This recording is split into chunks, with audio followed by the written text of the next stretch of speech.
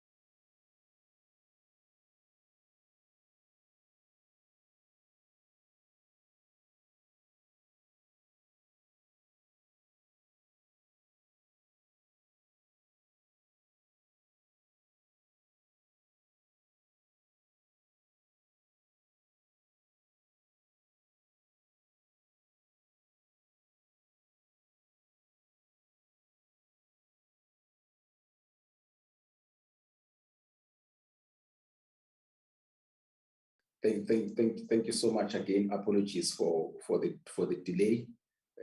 Oral members are struggling with connecting, but now we've got enough number. We can start with our meeting. As you know, that we are dealing with the 2022 Appropriation Bill and the second adjustment appropriation bill. As part of this process, we have a Parliamentary Budget Office making their opinion, researched and scientific opinion about the two bills. You remember, all members and fellow South Africans, that this is the process which flows from the budget, which was presented by the Minister of Finance. With the budget, it also presents the fiscal framework bill. It also presents the Division of Revenue bill, and both of those bills have been dealt with by National Assembly. Now we are dealing with the 2022 Appropriation Bill, which is the bill which allocates funds to different votes through departments, agencies, and SOEs. So that's what we are doing today, honorable members. With those few words, Dr. Orlandi, you are welcome with your team. But before we do that, can you get apologies, Darren?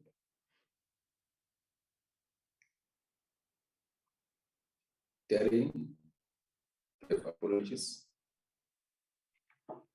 Yes, Chairperson, we received apologies from Mr. Kwankwa. Mr. Mlenzana indicated that there is load shedding. So I don't know if he will be able to join, then Mr. Murray join the meeting a little bit later. That's it, Chairperson. Thank you. Okay, thank you. We also have got an apology from the Director of PBO. Dr. Janchis is out of the country on the work of PBO. We'll note that, and the team PBO is led by Dr. Orlandi. Thank you so much, Dr. Orlandi, and your team. Other members will join us in due course, as it has been indicated. They are struggling with connectivity. Can I also request everybody who will be participating, will be talking, presentation, making an input, to try and have their videos on. Obviously, we know that when there's a problem with the connectivity, then we'll understand, but it should not be the first option, it should be the last option to have your video switched off. Yes, Dr. Orlandi, all yours. Thank you, Chairperson. And good morning to all honorable members and guests. I will start the presentation, but my team will follow, and then we will be available for any clarity-seeking questions. So we can start with slide number 3. So just in terms of an introduction, to assist members with their deliberations and recommendations on the Appropriations Bill, the PBO presentation focuses on the provisions of the bill, how departmental appropriations link with policy priorities, departmental responsibilities in realizing policy priorities, changes to the appropriations since the 21-22 financial year. We also looked at some key risks in realizing fiscal policy objectives over the medium term, and we also looked at the call for action on accountability on the use of public finances indicated by the AG of South Africa. And then we just summarized the second adjustments appropriations bill for members. Next slide. So the 2022 appropriations bill reflects, next slide please. reflects a summary of the appropriations per main division and economic classification per vote, which includes the spending on compensation of employees, goods and services, transfers, interest and rent on land, payments for capital assets, and payments for financial assets. The detail is presented in the 2022 Estimates of National Expenditure, and it was also mentioned yesterday by the National Treasury that the two documents need to be read together. Just to note that the detail of the Parliament is excluded from this bill, and it's also excluded from the ENE. The second adjustments bill for 2021, the previous financial year, provides for the National Treasury to purchase equity in Sasria of 18.9 billion and for health to purchase goods and services to address the needs of COVID-19, which amounts to 500 million. Next slide. So members, the national government mainly provides central government administration services, justice and protection services, financial and administration services, economic services, and infrastructure development and social services. These services are funded through the national's share of the revenue fund, of which some is provided by the national departments and other services are provided by institutions through transfers from the national sphere, as reflected in the Appropriations Bill. These transfers include transfers to provinces for the delivery of basic education, health, roads, housing, and social development, and also transfers to municipalities to provide basic services such as water, sanitation, electricity, roads, and community services. Next slide. Next. Social protection and safety and security are the two largest expenditure functions of the national sphere of government, which are provided for in the Appropriations Bill. The following are a few statistics to indicate the need for these services.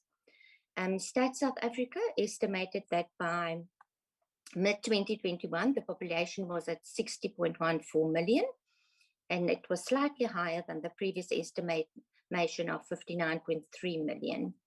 For adults aged 15 to 49 years, an estimated 19.4%, 8.2 million of the population is HIV positive. About 28% of the population is aged younger than 15 years, 17 million people, of which an estimated number of 13.3 million received in child support grant in 2021. Approximately 9.2%, 5.5 million of our citizens is 60 years or older, of which an estimated number of 3.9 million received an old age grant. An estimated 96% of the Department of Social Development's budget are appropriated for the payment of social grants. The department expects to pay social grants to 18.6 million beneficiaries, excluding the recipients of the COVID-19 Special Relief of Distress Grant in the appropriations for 2022-23. A new allocation in this budget includes 44 million to extend the special COVID-19 Social Relief of Distress Grant until March 2023. Next slide. The South African Police Service and Justice System need to prevent and respond to crime that continuously increase. Contact crimes increased by 25% from 223,000 during the first semester in 2020 to 279 during the first semester in 2021. They did not achieve the set target of reducing this by 7.48%. Contact crimes against women increased by 4.3% from 66,000 in the first semester in 2020 to 69 during the first semester in 2021. Although contact crimes against children decreased by 7.9%. Dr. Olani? Yes? Sorry to interrupt you, hey. Please, can you share with us what exactly do you mean by semester? How many months are those? I didn't hear, sorry. Let me see. No, I was saying, can you please tell us about the semester? What period is that when you refer to a semester? It's 2021. What is semester? Is it 3 months? Is it 6 months? Is it 4 months? Is it 12 months? Sorry, it's 6 months for the first 6 months. Yeah, let's do that. Yeah. Although conduct crimes against children decreased by 7.9% from 17,000 during the first semester in 2020 to 15,000 during the first semester in 2021, it is still a high number that needs a response from the police services and the justice system. I will now hand over to the next presentation. Thank you very much, Nelia. Chairperson, honorable members, I'll be taking you briefly through these slides on the macroeconomic developments since the budget was tabled in February. And we do so simply because we believe that there's been several global and domestic developments that certainly have got potential implications for our economic growth outlook, and therefore by implication, the proposed 2022 appropriations bill. Now, on the global front, I think top of the mind would be the invasion of Ukraine by Russia, which fundamentally has disrupted global trade.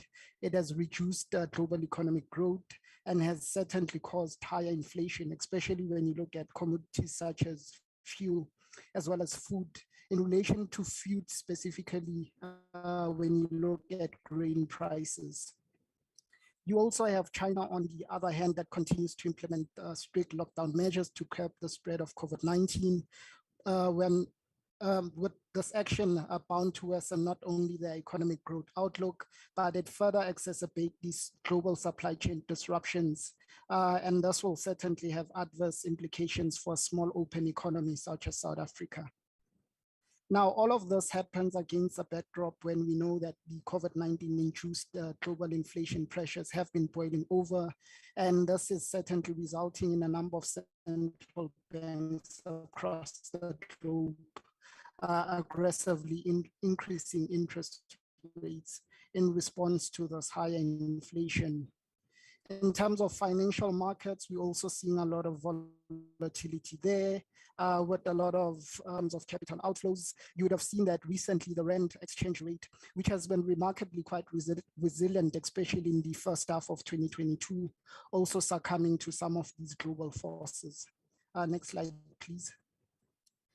Now, domestically, we also have several constraints that add additional downward pressure to growth. And this is on top of the global setbacks that I've just spoken about. Now, when we look at the domestic constraints, first would be the hit to disposable income. Firstly, from a weaker labor market, you've got higher inflation, and there's also the likelihood of interest rate hikes from the South African Reserve Bank in their next meetings. Secondly would be the energy constraints in terms of the persistent load shedding, which certainly has got an impact in as far as productivity in the economy. Added to this would be the latest resurgence in COVID-19 cases amid the country lifting its national state of disaster. Then finally, and more recently, would be the devastating recent floods in KZN, which certainly have had an adverse impact on external trade, as well as the agriculture and manufacturing production in the country.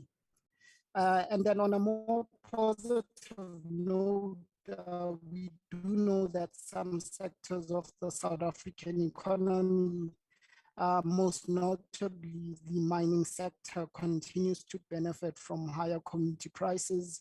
And they say that although this will continue to benefit the fiscus in terms of the revenue windfall from a corporate tax point of view, however, when you look at it from a real GDP point of view, I think the severe problems that we're seeing in terms of transport infrastructure, specifically when you look at the bulk export rail lines and the problems with the port facilities, this suggests that from a real GDP point of view, the country may not necessarily benefit as much from the higher commodity prices. Next slide, please. Now, the 2022, in terms of the growth outlook, we do know that the 2022 budget does present an improved growth outlook when compared to the MTBPS. And as such, we also seen that since the budget, there's not been any material changes in terms of the growth outlook from a number of forecasters. And we're saying that over the medium term, this growth outlook is subject to a number of downside risks, a large part of them that I've mentioned around the war in Russia, around the various waves of COVID-19, the floods, as well as higher domestic inflation. Thank you, Chair.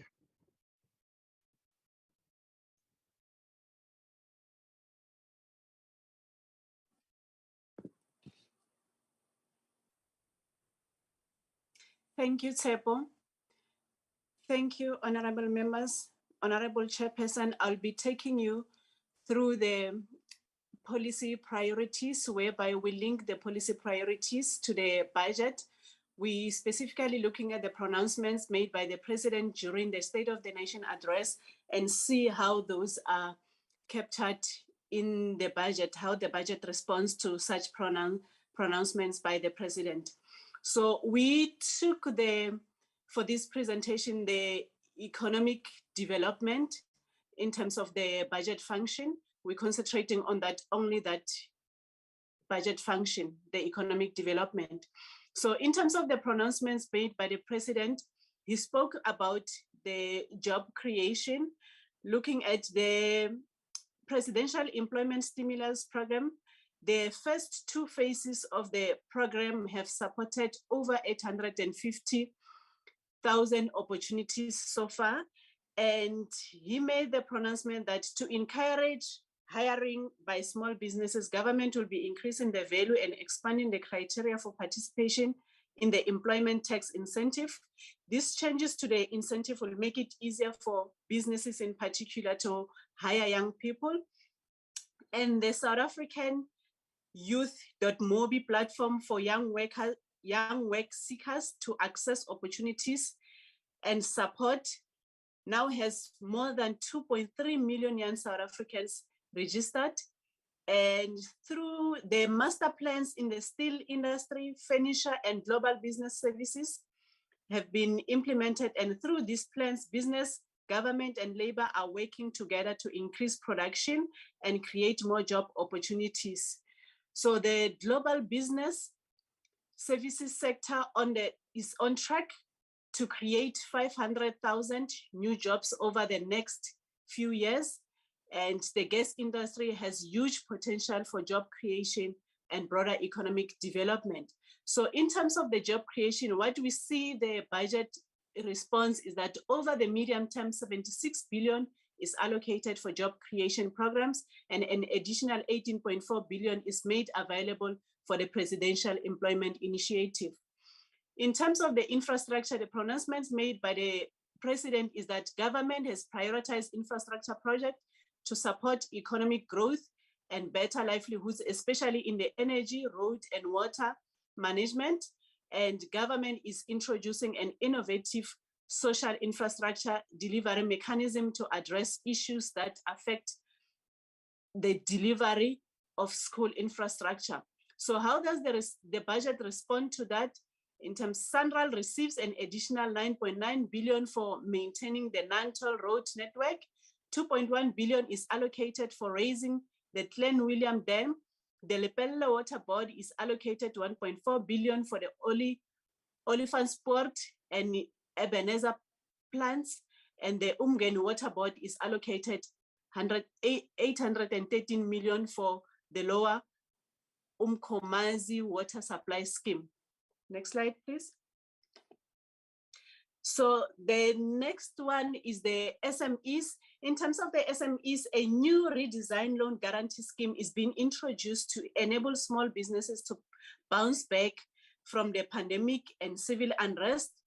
So one of them is the business environment.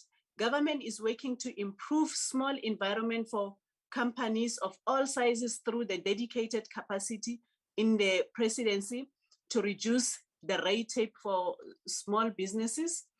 And in terms of the business environment, we reduce the red tapes. And in terms of SOEs, it is essential to reverse the decline and position of SOEs to contribute positively to the economy. And in terms of agriculture, in addition to the specific crops master plans in the sugar and poultry industries, are contributing significantly to increased investment, improvement, production, and transformation.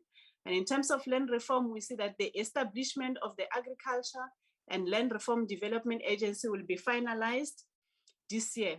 The Department of Public Works and Infrastructure will finalize the transfer of 14,000 hectares of state land to Housing Development Agency.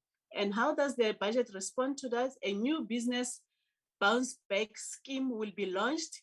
Small business loan guarantees of 15 billion will be facilitated through the participating banks and development finance institutions, and a small business equity linked loan guarantee support mechanisms of about 20 billion, which will be facilitated through the DFIs. The importance of these announcements and allocation are to ensure that it is reflected in the standard statutory document of departments to be able to hold them accountable to spend on these interventions. Next slide. In terms of budgeting by function, budget decisions take place within budget groups, which comprises the various institutions across the 3 spheres of government, grouped according to the objectives of activities they are mandated to perform. So these function groups include learning and culture, social development, community development, health, general public services, economic development, and peace and security. We saw in the previous 2 slides, we concentrated on the economic development. So these function groups are specifically grouped to facilitate subject-specific discussions targeting service delivery requirements and policy priorities, such as the 7 priorities of the 2019-2024 MTSF. It is then expected that service delivery are also monitored in terms of these function groups or sub-function groups. The initial idea with the arrangement of the function groups was to align the budget with the NDP and the 2014-2019 MTSF, which will be now the 2019 to 2024 MTSF. So in terms of the budget function groups, so we see in these 2 slides, we're concentrating on we're looking at the function groups in the first column. The second column is the technical groups or function subgroups. And the last column is the key department and institution responsible for those particular function groups. So the first one is learning and culture. Under learning and culture, we have basic education, we have post-school education and training, we have arts and culture, sports and recreation. And then on the last column, we have the departments and the institution or that are responsible for the implementation of those function groups.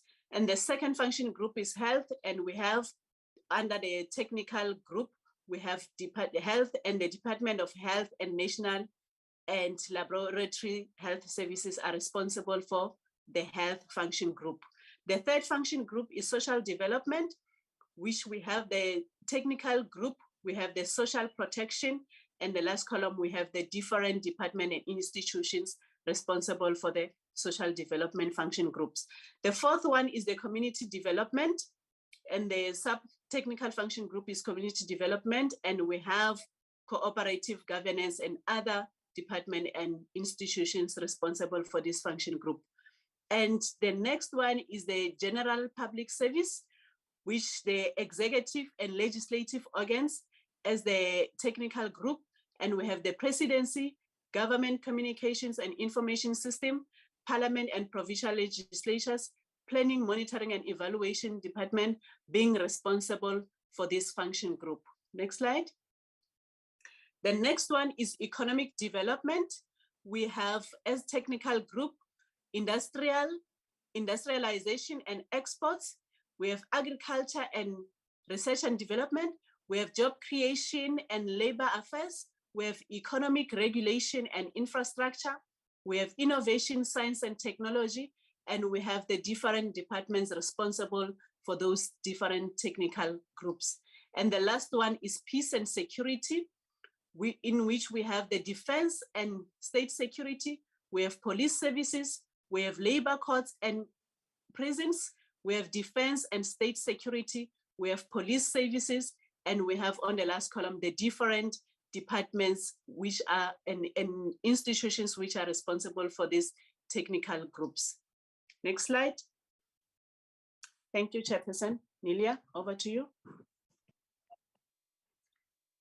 Thank you. Next slide, please. Yes, so members, the table on this slide is provided the numbers to the appropriated in relation to the already approved division of revenue. So what I'm saying is we're just showing in the relations to the division of revenue that has already been approved, we just show you the division in terms of the appropriations. The total amount to be appropriated amounts to 1,959 billion. This amount excludes the provisional allocations and infrastructure fund not assigned to votes and the contingency reserve. So it excludes those allocations.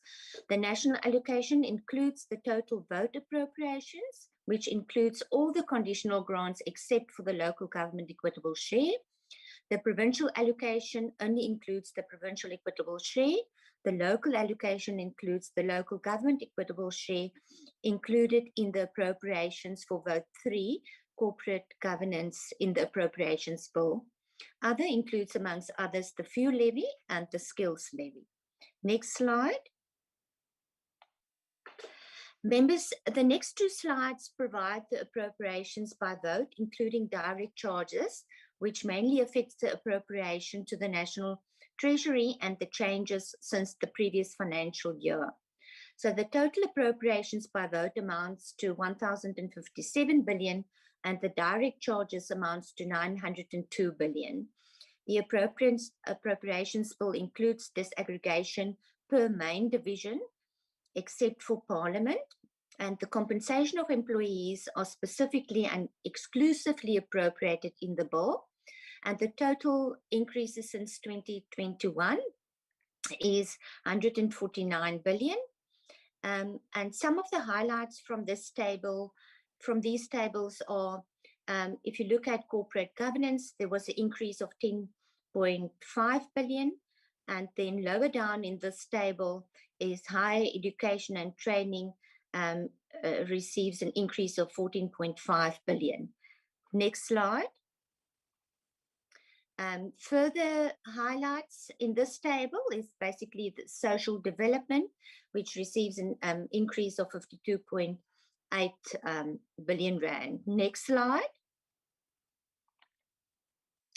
The proportions appropriated for current payments and transfers and subsidies to national votes are compensation of employees. On a national level, it is 17.3%, excluding the direct charges. Goods and services are 7.7%, excluding direct charges. Transfers and subsidies makes up 69% of the total appropriations, but this includes direct charges. A few highlights are the votes that are driven by COE, expenditure or transfers. We specifically mention the transfers because in many instances, it is the outputs of those transfers that are required to address poverty, inequality, and growth that will improve employment. It is also found that the reporting on these outputs are not reflected in the departmental annual performance plans. The reporting is either directly to the National Treasury or in terms of cabinet memorandums going to cabinet, or some of the reporting is also done to the Department of Planning, Monitoring and Evaluation. So some of the highlights in the table is the presidency spent 62.1% on COE, Parliament 53%, vote 9, Planning, Monitoring and Evaluation spent 66.7%, and Public Service Commission 75% of the appropriations are appropriated just in terms of COE. One other to mention, or some others, in terms of transfers, corporate governance transfer 95.4% of this appropriation, but just to note that this includes the local government equitable share. Public works and infrastructure transfers 87% of the appropriation, basic education 83%, but this includes the transfers in terms of conditional grants to provinces. Higher education transfers 91%, which also includes the transfers to other institutions such as universities. And health transfer 90% of the budget, but this also includes the conditional grants to the provinces. Next slide. Some of the highlights in terms of this table is women, youth, and persons with disability transfer 79%. The next one is military veterans. Some interesting fact in terms of military veterans is they spend 46% on goods and services. This is slightly different than what we see in all the other proportions spent in relation to COE. So there's always, or in most instances, there's a relation between COE and goods and services. But in military veterans, they spend 19.5% on COE, but 46% on goods and services. The Office of the Chief Justice also spent 74% on COE, police 78.6%. And then if we move down to forestry and fisheries, it's the same scenario as in military veterans. They spend 52% on goods and services. And then the last few are, in terms of the transfers, human settlements spend 97%, mineral resources and energy transfer 80%, science and innovation 93%, small business 89%, sports, arts and culture 80%, and then trade and industry also transfer 82%, and transport transfers 98% of their appropriation. And these are just the proportions that is reflected in the appropriations bill.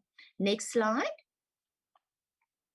So members, this illustration links to the conversation regarding the structure of government and reforms or possible reforms.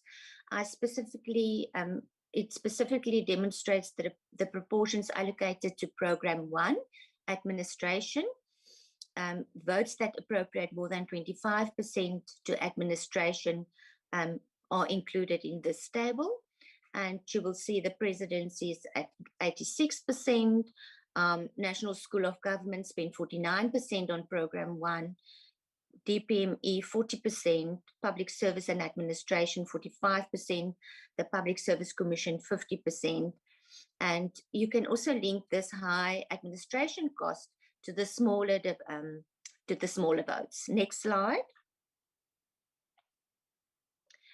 The highlights on the appropriations bill by the economic classification includes the decrease in the in goods and services of 6%, interest and rent on land increased by 12.5% since the revised estimates of last year.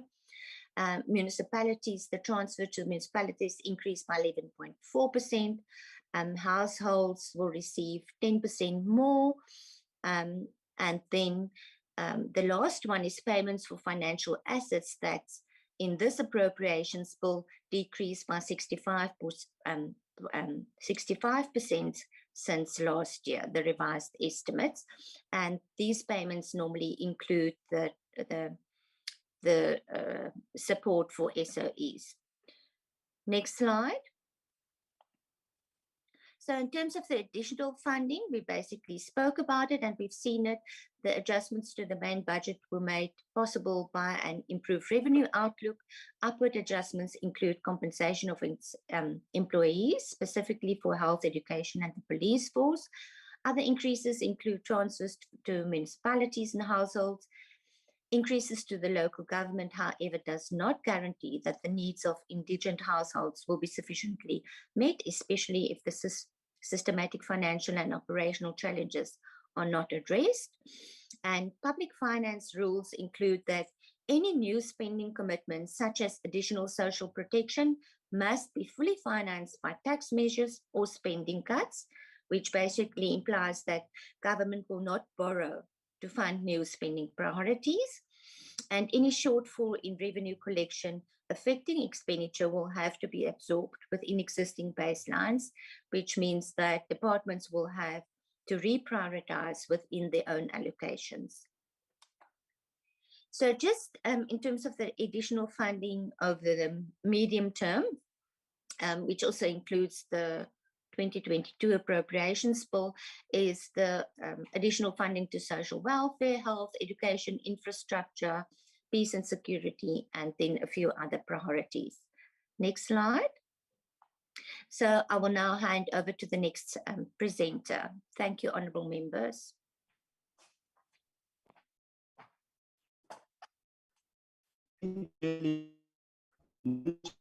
And honourable members, I'll be taking you through to the contingent liability slide, the SOEs, and the risk exposures to the public finance. Contingent liability refers to the financial obligation on government that arises from a specific event if it occurs. For instance, if the SOEs, they are creditors, government guarantees have to be used to settle the debt that SOEs will have. So this means that materialization of the contingent liabilities places pressure on public finances, it diverting resources away from spending priorities, and it also has the sustainability of public finances. So any further deterioration in the public finances due to spending priorities or due to the materialization of contingent liability, it could trigger additional credit rating downgrade. It can increase the borrowing cost and crowding out of both public and private investment. And this may mean that they could require some spending cuts everywhere. So it becomes more critical that government monitors and update the contingent liabilities. One thing to note from this graph below here is that 10 years ago, contingent liability were 342 billion, which has increased to 1.17 trillion in the current financial year. And it's also projected to increase further over the medium term. Next slide, please.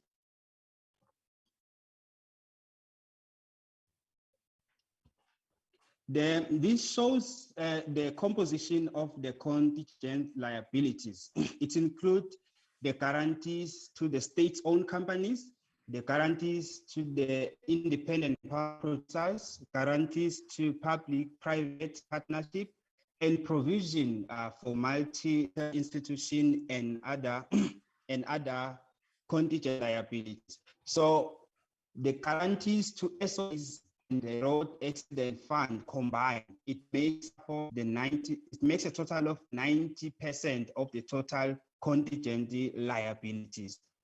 So one thing to note about the road accident fund is that it has increased, that one component that has increased of the other contingent liabilities from 54 billion in 2011-2012, which has increased to 469 billion in the current financial year, and it's projected to increase even further. Looking at the bottom left table, we see the proportional share of each of the contingent liability component. We see that the biggest is the road accident fund, which makes 40% of the total contingent liabilities, followed by the ESCOM. And looking into the bottom right table there, the contingent liability makes 80% of the orange bar, which is the other contingent liability. So it's immensely proportionally high. Can we move to the next slide? This slide shows the supports to the state-owned enterprises, and the Department of Public Enterprise receives 23.9 billion. Apologies, Chairperson and members. This is supposed to be 23.9 billion, not 33 billion. So this appropriation will be used to settle the government guaranteed debt. And of this appropriation, 23.9, ESCOM received 91.3%, which is the largest, and then it's SAA. So Daniel also received, Daniel was appropriated to 3 billion, which will be used to meet the general obligation. And Sasra also, they received 22 billion to settle the high volume of claims and to ensure that the insurer has the sufficient capital to meet its regulatory requirement. Next slide.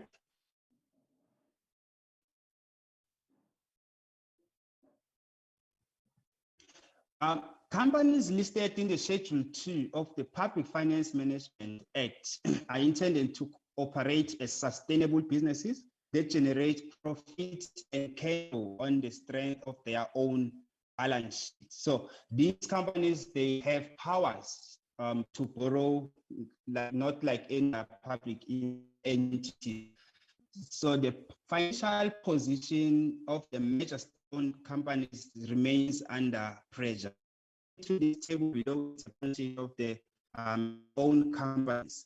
So for this to meet the short-term obligation in 2020-21, most of these companies, they had to defer the capital spending on projects to preserve cash.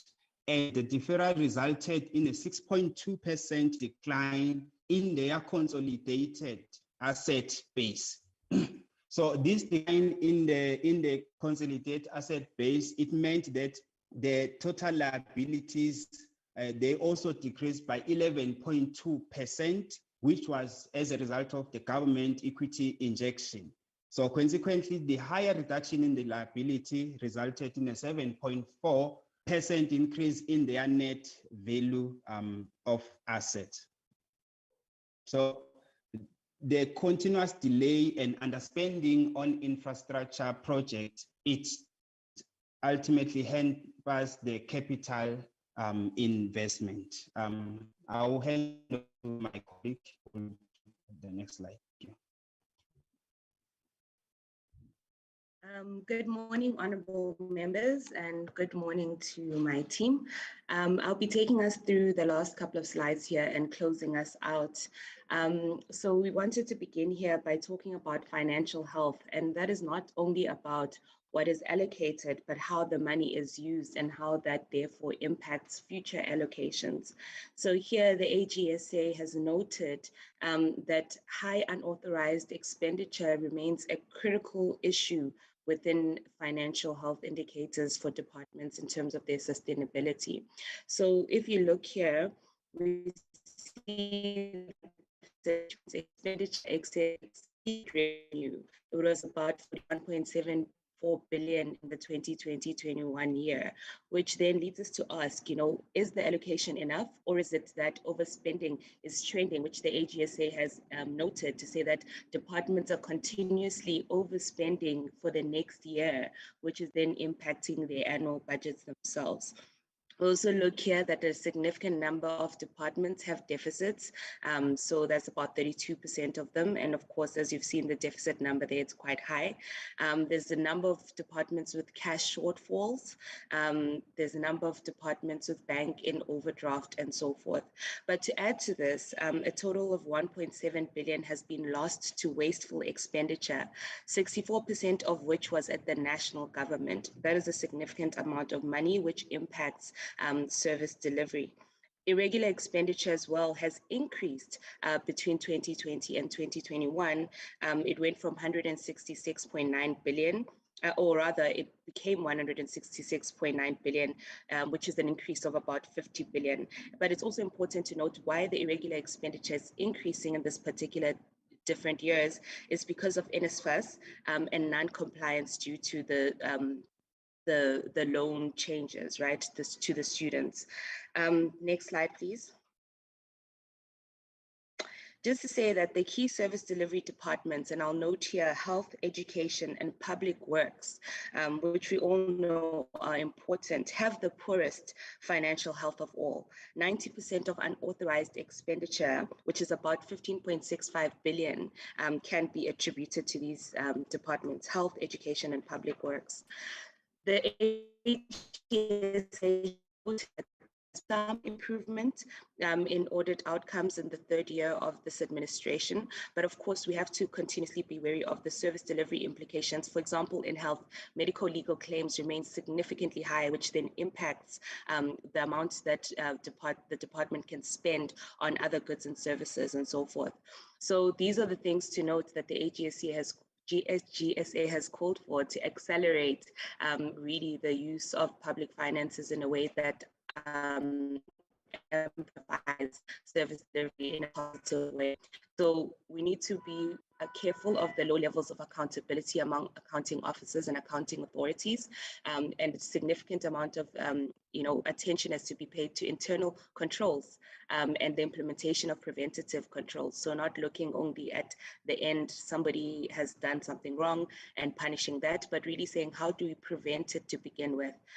We need to really look at control weaknesses in government's information systems. So we know that IT can be a helper in some of the ways that we track expenditure and ensure that it's going to the right way and we know to where it's going and so forth.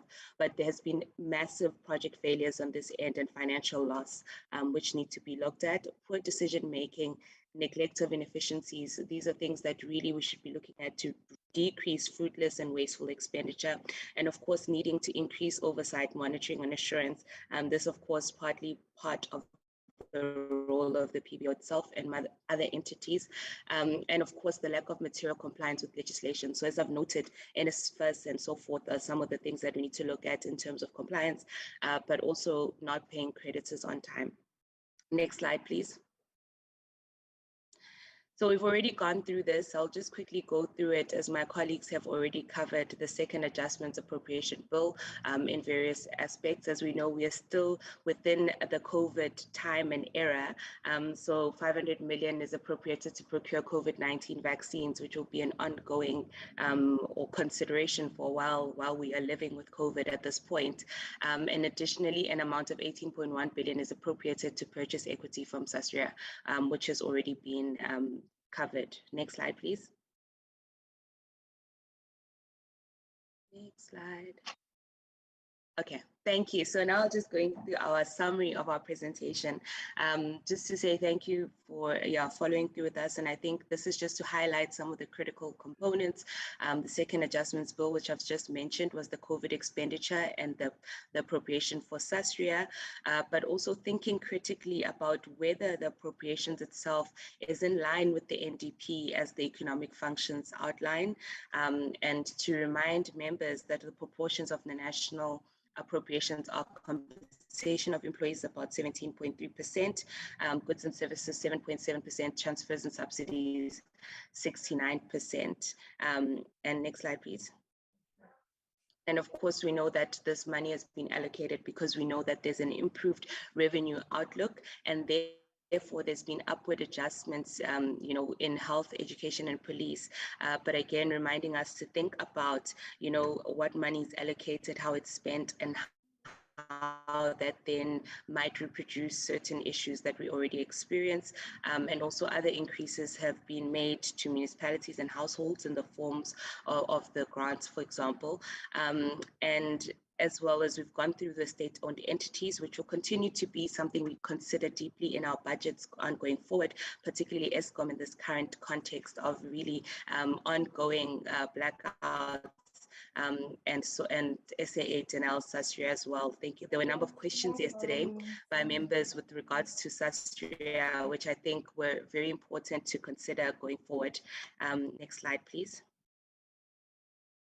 And that is all from us, and we will continue to do this work going forward, and we'll now take your questions. Thank you.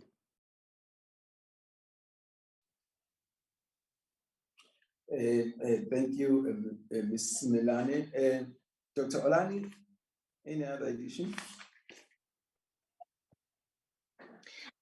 We are done for now with the presentation, Honorable Buthelezi, and we can continue with the Q&A section. Thank you.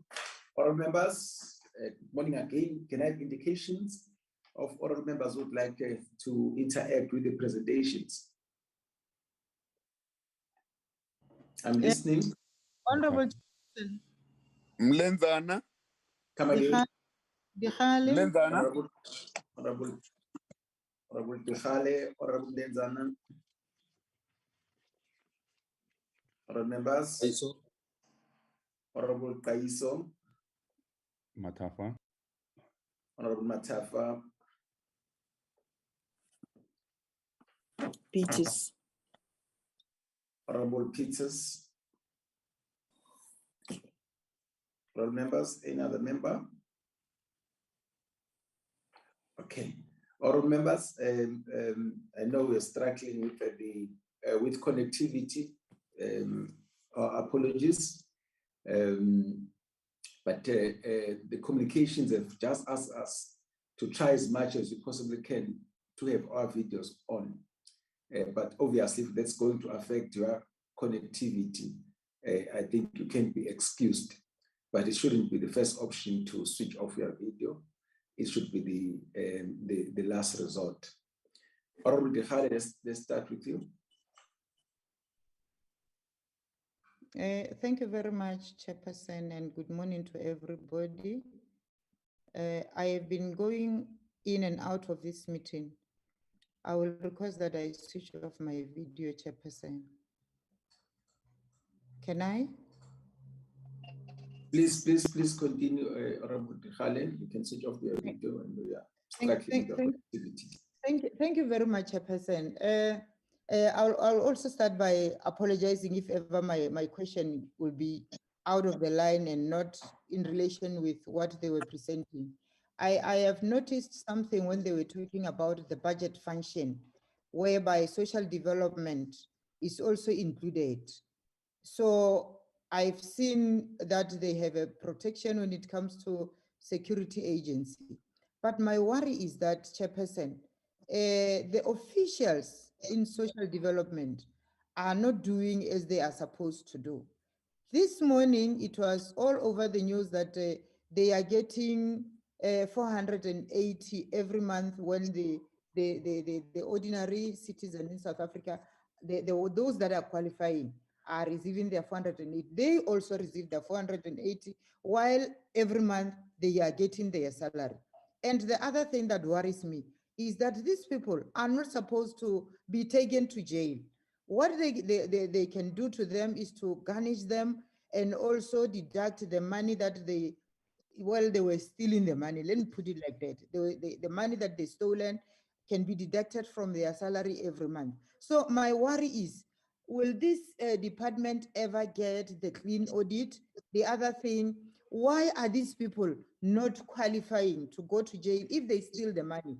Well, people are suffering, and Tina, we are allowing our officials to do as they wish. And at the end of the day, they are not supposed to go to jail because of their framework, whatever. I don't even know. I'm angry, Chairperson. This is not what we are supposed to hear, and it's not what we are waiting for.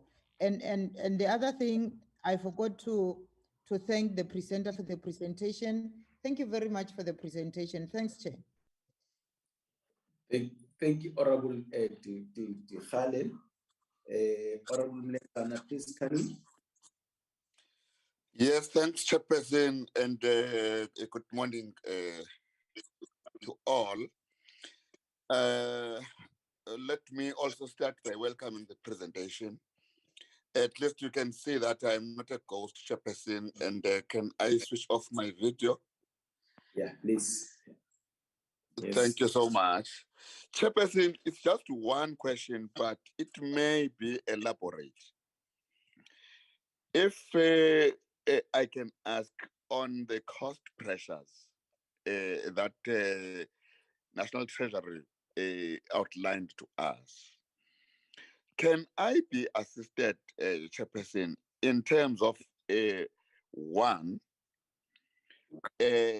prioritizing, or even before prioritizing, if I can be asked to buy actually the identification of the shortlisted items, let me call them items, cost items, which are referred to as cost pressures. And the two, if they could be prioritized, linking to the amounts that are tagged to each cost pressure. That is not in terms of priorities. It is just that, but I know that it may be elaborate. It may mean the BTO to go a little deeper into the budget analysis, but they will see how best to handle it for me. But all I want is a situation where, Chairperson, as we go towards adopting this budget, we are able to look into is the actually money allocated going for where it is supposed to be as far as the eye of the BTO. Thanks, Chairperson. Thank you, Honorable Mlenzana. Honorable Kaiso. Thank you very much, Honorable Chair. And I also want to thank the presentation made by the Office of the PBO.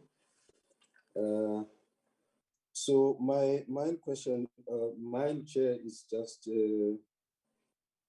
two questions. Firstly, I want to know from the PBOs whether can they explain to us how does this, I mean, the appropriation bill express itself in as far as, you know, the mandate of the National Development Plan is concerned, especially the priority areas, because I think it's very, very much key to get that understanding. And secondly, my second question is on the issue that the PBO has talked or made reference to, the Russian conflict, which is going to have impact on our economy or the function of the smooth functioning of the economy. But I'm also interested as to what does the PBO say in as far as specific areas of impact, you know. Yes, it is general that globally this is going to affect countries differently, but specifically coming to us, how does the PBO advise us on this specific impact that we highlight after this question? Advise the committee to respond because we can't just talking of Russian conflict and impact. So let us be specific.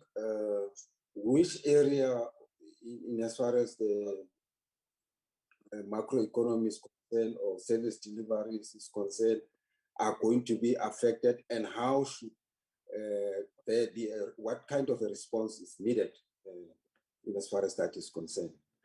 And lastly, Chair, is on the issue of this 30-day deadline for payment of service providers. I think we've been singing this song for the past, it's over 5 years, I should think so.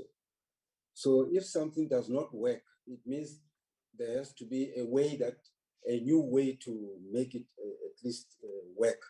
So can the PBO maybe advise us how best can this 30-day period can work in such a way that it does not become a risk as far as you said is concerned, including the issue of low level of accountability. Thank you very much, Chair. Thank you, Honorable Kaiso. Honorable Matafa. Thank you very much, Chairperson. Good morning to you and the team PBO, as well as everyone on the platform.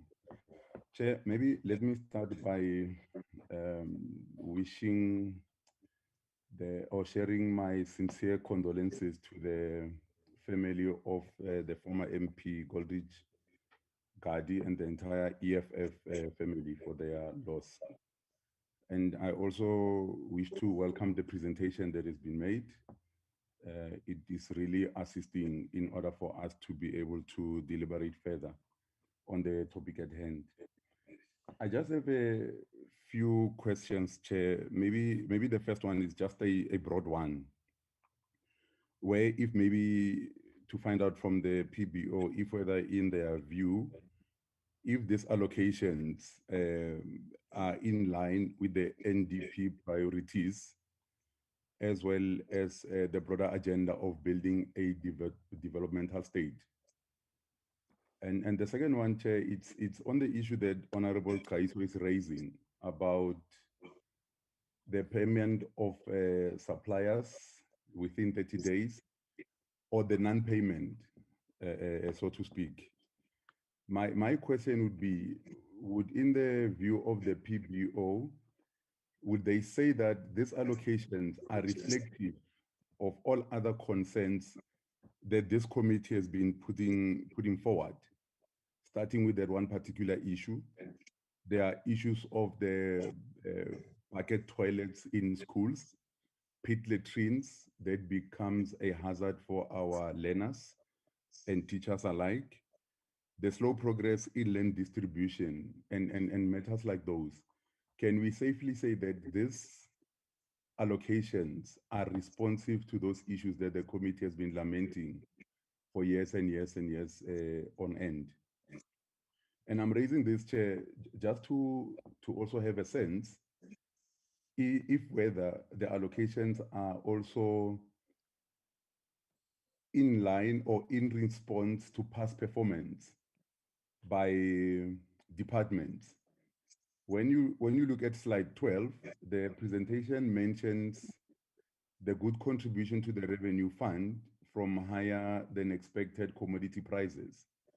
But it also comes back and speaks on the missed opportunity for the total growth for the country due to the state of the export rail lines. And this has been an issue that has been ongoing. And I'm sure that expenditure performance will speak to this. So I wanted to find out if whether is it linked, if they see any linkage between past performance as well as this particular allocations that we are actually deliberating on. Chair, the fourth one, it's on the redesigned loan guarantee bounce back scheme.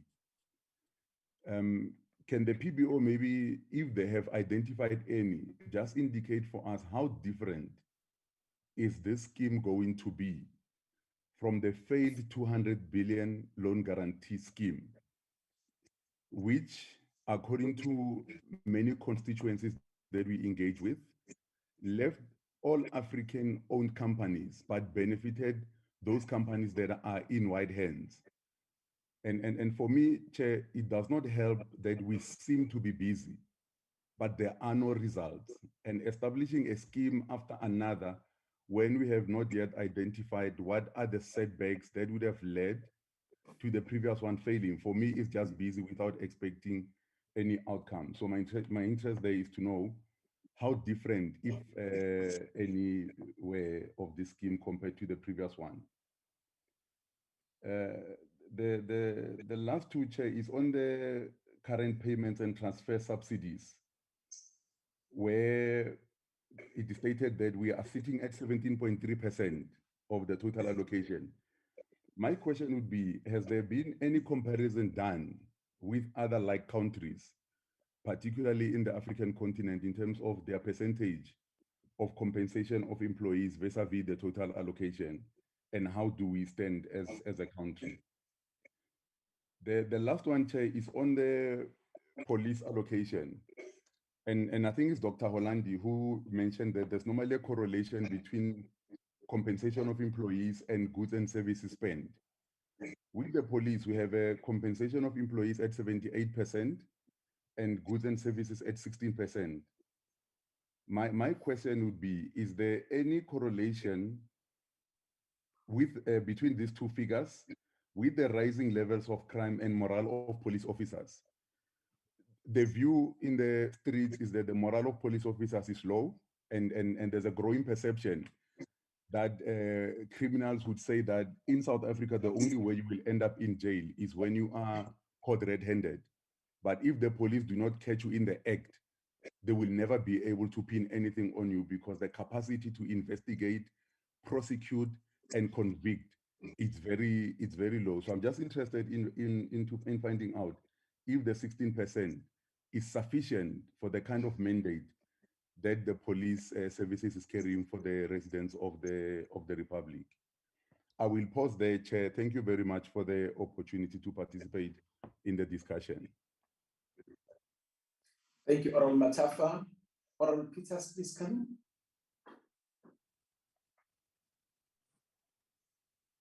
Chairperson. Oral Peters. Good morning. Good morning. I woke up with some terrible headache, so I'm very sorry. But I want to take this opportunity to thank the PBO for the presentation. And I just want to indicate that other than Dr. Olandi, I didn't hear the names of the other presenters, but they will pardon me for that. I've got I think Honorable Kaisho covered me, Chairperson, with regard to the Ukraine and situation. But I just want to add, what degree is the South African economy insulated from that situation in Ukraine, between Ukraine and Russia? And also whether in the view of PBO, the National Treasury will be required to quickly revise its key assumptions. If that is the case, and projections, they could give us that indications. That is the assumptions and projections for 2023. Chairperson, I want to sound like a broken record and ask the PBO the question I raised with National Treasury yesterday, and that is related to whether they believe that the Central non-toll allocation should be utilized to support provinces, especially with the major networks, because if you look at the situation in the country, Chairperson, we are informed that 10% of our very good roads are under Central, and about 30% of the good ones are also under Central.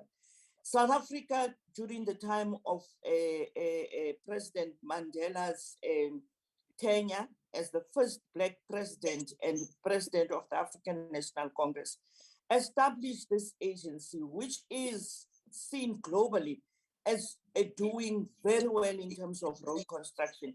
If you are doubt, look at what is happening now with the development with the N2 in the Eastern Cape, with the Umsikaba bridge. That is the best probably in the continent and in the world. And also look at what they are doing. They did with the technology to build the Umgeni interchange in KZN. Although the floods came, that is an unnatural. That's an act of God, they usually say, but I don't know God will punish people so heavily. Chairperson, I just want to find out from PBO whether they believe that in the budget of the departments of education, be it the allocation for ECD, which is the building blocks, as well as basic education and higher education, is these allocations able to speak to the quality of education that we churn out? Because for me, it is important, Chairperson. Yesterday, we were informed that if we can produce better outcomes in education, then we will then be able to deal with the challenges of youth unemployment. And I would believe that all these stages are meant to make sure that we can then be able to produce better equipped, better qualified, and better trainable young people in this country so that they can then be available to serve the social as well as the economic sphere. And then, Chairperson, if you look at the health, especially primary health care, let me start with health promotion, primary health care, and the care for pregnant women and all those type of interventions. Is the health budget over and above what they're doing with cervical cancer prevention and the interventions they do with EPI, which is the immunization program?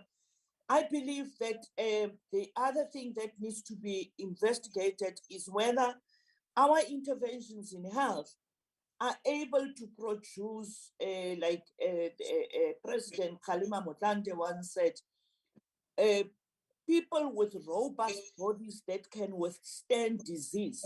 In that way, then you don't have a situation where our hospitals are packed. Yesterday, I went to the hospital here in Kimberley, and I was surprised to see the number of people with broken bones. And all of them say, I fall, I fall, I fall. I fall from the chair, I fall from the bed, I fall in the house, which means that our bones are brittle. It means that there is just something wrong with our bodily systems. Are we adequately preparing this thing? And also the fact that we've got challenges of obesity. Then the other one, Honorable Matafa covered it, the peace and security area. Is the defense and subs adequately funded to perform their tasks, like Honorable Matafa has indicated? Chairperson, you would remember what the defense team said to us when we did oversight. They complained about the budget reductions that has led to them not even being able to repair the artillery and the equipment that they need. Lastly, Chairperson, I want to know what is the view of PBO with regard to the role of human settlements in the rural communities. It is painful if you see the devastation that was caused to our chocolate, Chairperson, you know, the mud houses used to be called chocolate houses because they look like chocolate. And you know, chocolate also melts easily. So I think it is important that we get to know, in PBO's view, is human settlement adequately geared and funded to be able to do that? But lastly, Chairperson, what is the relationship between PBO, DPME, and National Treasury with regard to evaluating the impact of these budgets that we are talking to? And yes, let me end there, Chairperson. I think today I have taken too much of your time. Thank you, Chair. Perfect, Honorable Peters. Thank you very much. Honorable members, let me check. Is there another honorable member who would like to come in? We haven't spoken. Okay. Honorable Dekhale, do you have something that you would like to add to your questions? No, thank you, Chairperson. Honorable Mlenzana? No, thanks, Chairperson. I'm fine, except to say that in my question, you know, my memory was jogged by Honorable Dipo, where she added an element of the measuring the intensity of the work that has to be done when prioritizing those what I called the cost pressures. Thanks, Chairperson. Thank you, Honorable Mlenzana. Honorable Kaiso?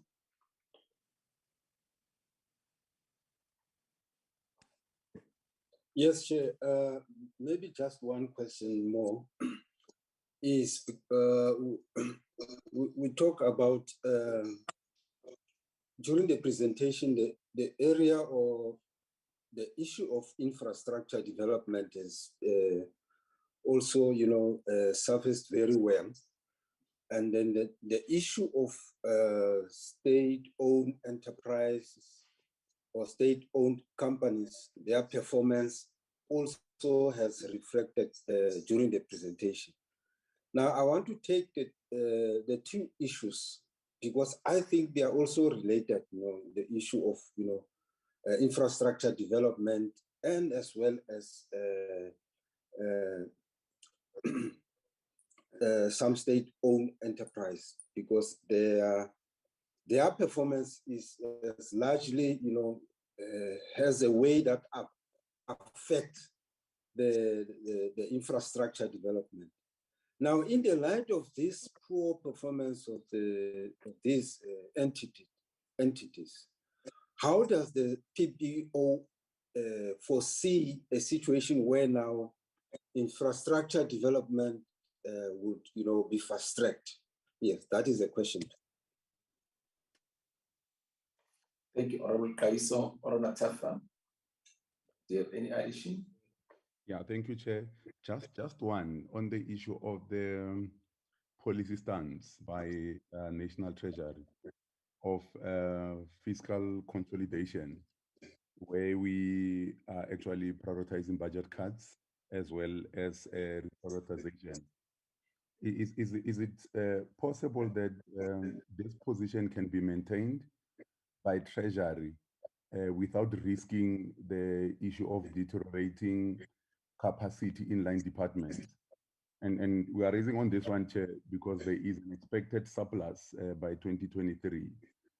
If it is not realized, what then? Will this policy stance continue, and what are the risks should it continue, particularly looking at the development of capacity in line departments to, amongst others, be able to deal with issues of irregular expenditure, maladministration, and poor performance? That is the only one, Chairperson. Thank you very much. Thank you, Honorable Matafa. Honorable Peters, do you have anything to add? Thank you, Chairperson, for the parcela. I just want to find out the view of PBO with regard to internally procured. Let me make an example. The procurement of departments of services or products that are made by a government entity. What you call it, Chairperson, maybe you'll correct the financial English. Is it state to state procurement, something like that? And what is the view of the PBO on with regard to the main theme for this year's budget, other than looking at the SONA and the budget as tabled by the minister? In PBO's view, what is the core theme of this 2022 budget? Thank you, Chair. Thank you, Honorable Peters. Thank you, Honorable members. Let me start by joining the honorable members and pass condolences to the Gadi family and EFF. The crime that has been committed is just heinous. There's something definitely going wrong in our country. And as we're therefore calling on the police to leave no stone unturned in bringing the perpetrators to book, so that we can demonstrate that a crime does not pay, and it's worse. This violence against the women, especially our children, is disgusting, to say the least. Coming back to the presentation, Dr. Olani and your team, thank you very much for the presentation and the issues that you are raising there. Let me start with broad questions. The first one will be, broadly speaking, if you look at our budget, would you say that the problem that we are facing, it's a money problem, or it's something else, something bigger than just money? Because they say that sometimes you throw money into the problem never disappears. If the answer is there's something else, please just share from your own opinion, what do you think those things are? Related to that question is that despite the budget of about 2 trillion rand, the main indicators that we always talk about that we want to impact on, which is unemployment, inequality, and poverty, are all going the wrong direction. With inequality being said to be the highest inequality in the world, as per the World Bank publications. And that becomes problematic because in South Africa, again, that inequality goes along racial lines. If you like, Black people are mostly on the receiving end of this. You'll agree with me that unequal societies are the most unstable societies in the world. And investors don't want to go to unstable societies. So there is that linkage as far as this inequality to our desire to try and grow the economy. So the question is, from your side, what do you think that the problem is? All the indicators that we are trying to deal with are going the wrong direction. And I'm picking out perhaps inequality, where even the World Bank agrees that we are the most unequal country in the world. So if you could just put it in plain Granny's language, exactly what the problem is, because here we are, we're sitting in this budget, and these indicators are just going the wrong direction. I know there's an oral member who asked this question, but let me add to it. In your presentation, you are saying as a country, we are not taking advantage of high commodity prices. Do you perhaps have a figure of what we are losing? What we are losing because of us not taking advantage of this? As you know, that commodity prices, they are never stable, they'll soon be coming down. But where we are, what are we losing as a country? And also share with the committee the main contributors in us not being able to take full advantage of the boom of the commodity prices.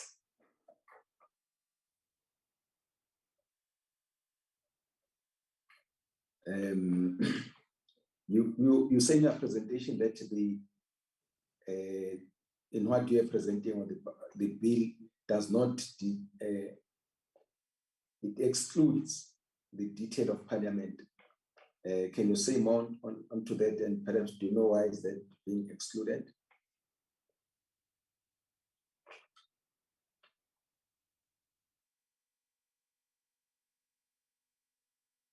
Military Veterans Department, you said about 46% of the budget is spent on goods and services.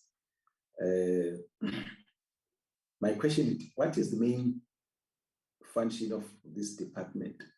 And when you do talk about 46% of the budget, which is an outlier going to goods and services, does that not compromise the core function of the department?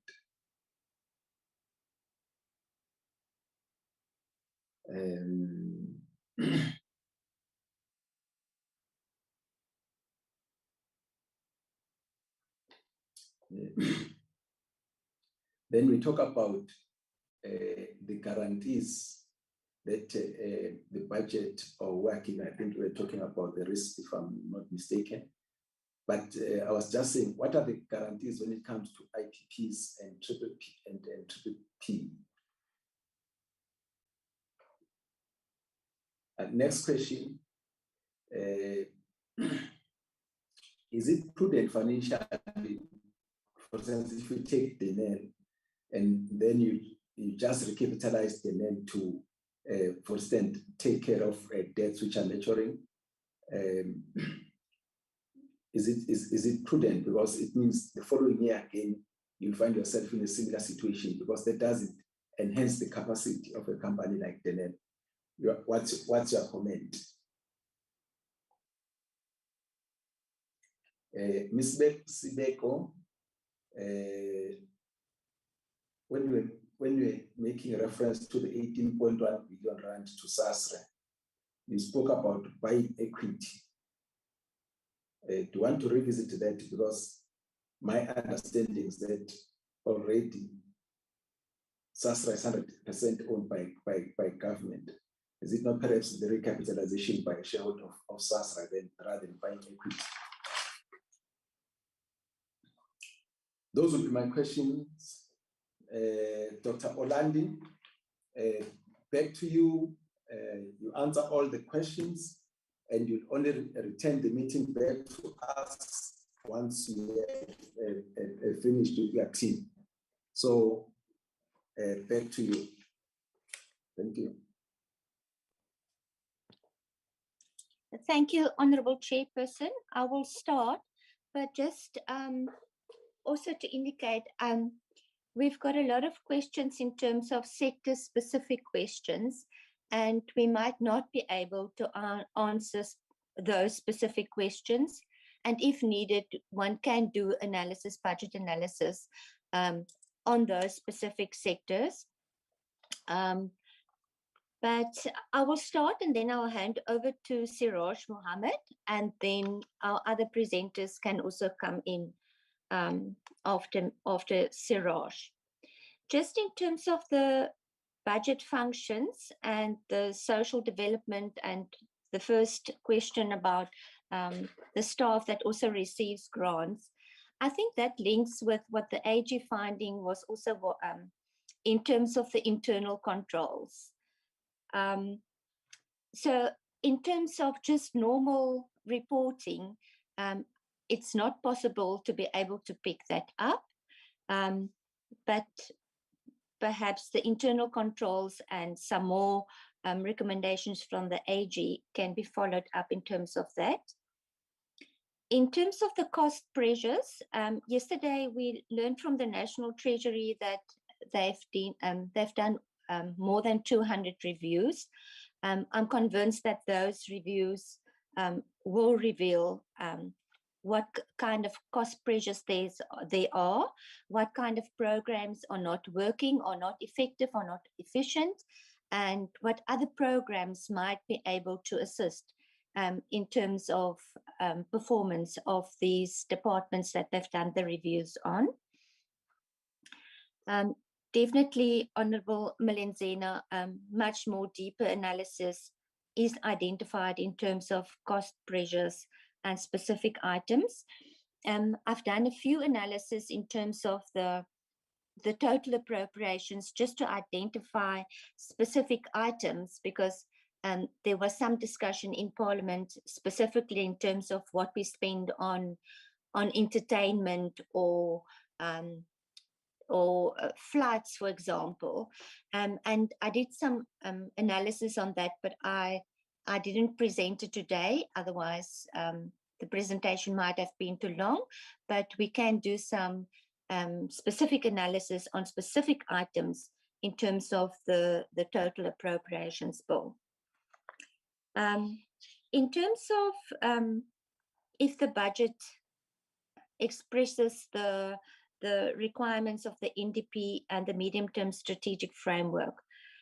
At this stage, members, it's very difficult to align or specifically get the link between the 2019-24 medium-term strategic framework and the budget, because as we also indicated is that initially the function groups were developed to get the linkage between the budget and the priorities. But now with the 2019-24 medium-term strategic framework, the priorities has changed, but the function groups has not changed. So it's very difficult to make that specific alignment. The only way we can try and do the alignment, and we've started a project also that we will present per output during the course of the year, is to basically really look into which departments exactly we can link to a specific priority, and what the department's responsibility is in terms of outputs, and whether those outputs are presented in the annual performance plans, because the only link that we can make is if it's in your annual performance plan, it will be funded. If it's not in your annual performance plan, it means it's not funded. And also, if those outputs are not in the annual performance plan, you basically don't directly report on it. Or we as the PBO or Parliament does not have access to those reports because they are not in terms of the standard reporting in the standard reporting system. That is what we indicated. Those reports are either going to the department or the DPME twice a year, or just to cabinet or the president. In terms of the 30-day payments, Busi Siwe can also talk about that. That was also an AG finding, and there's a lot of reasons in terms of why departments still not pay within 30 days. It might be technical, it might be financial. Siraj can answer the question on the Russian conflict. And then in terms of Honorable Matafa also spoke about the non-payment.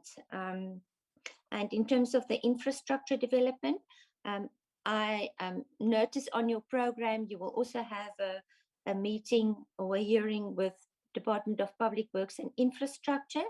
And there's a lot of developments in terms of new institutions that will manage the infrastructure fund, but there's still a lot of uncertainty in terms of where the money is and whose responsibility it is to implement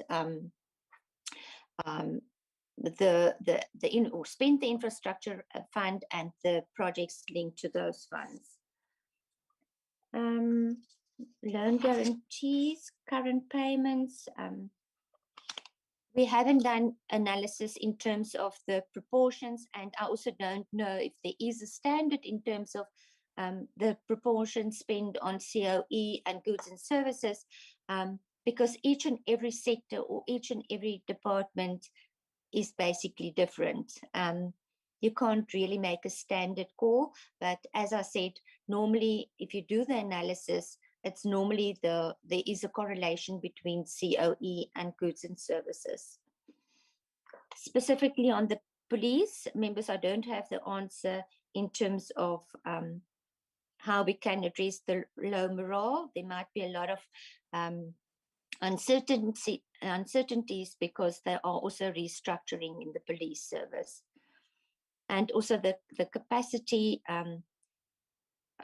it's only the police service actually, or the reviews might actually indicate whether they have enough policemen or enough resources to address all the needs that we have in the country.